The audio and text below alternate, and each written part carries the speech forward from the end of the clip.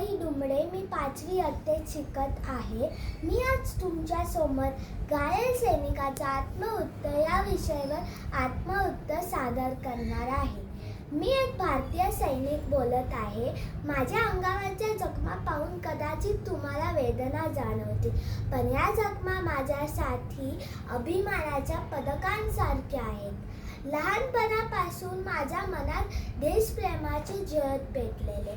शाळेत असताना राष्ट्रगीत म्हणताना माझ्या अंगावर शहारे यायचे. तेव्हाच ठरवले होते मोठे होऊन देशासाठी काहीतरी महान करायचे. मी सैन्यात जाताना माझ्या आईच्या डोळ्यात पाणी, पण ओठावर हसू होतं. बाबांनी खांद्यावर हात ठेवून धीर दिला, पण मनात काळजी होती.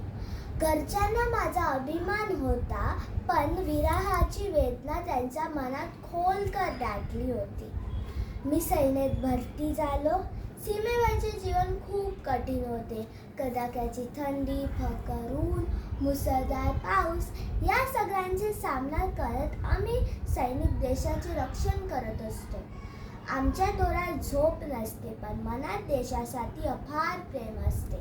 कारण आम्हाला ठाऊक असते की आमच्या जागरणामुळे देशचे नागरिक शांत झोप घेतात. एक दिवशी शत्रूंशी झालेले चकमकीत मी गंभीर जखमी झालो.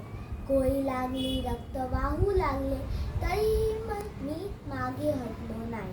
कारण माझ्यासाठी माझा देश सर्वात महत्त्वाचा आहे. त्याच क्षणी माझ्या मनात एकच विचार होता, माझा देश सुरक्षित राहायला पाहिजे. सैनिक होण्याचा सर्वात मोठा फायदा म्हणजे देशसेवेचे समाधान आणि लोकांकडून मिळणारा सन्मान. मात्र नुकसानही तितकेच मोठे होते. कुटुंबापासून दूर राहावे लागते, सण उत्सव मिस करावे लागते आणि प्रत्येक वेळी मृत्यूशी सामना करावा लागतो. काही वेळा जखमा आयुष्यभराची साथ देतात. तरी सुद्धा मला माझ्या जीवनाचा अभिमान आहे. माझे रक्त जर मातृभूमीसाठी वाहिले तर त्यापेक्षा मोठे भाग्य दुसरे नाही. कारण मी सैनिक आहे.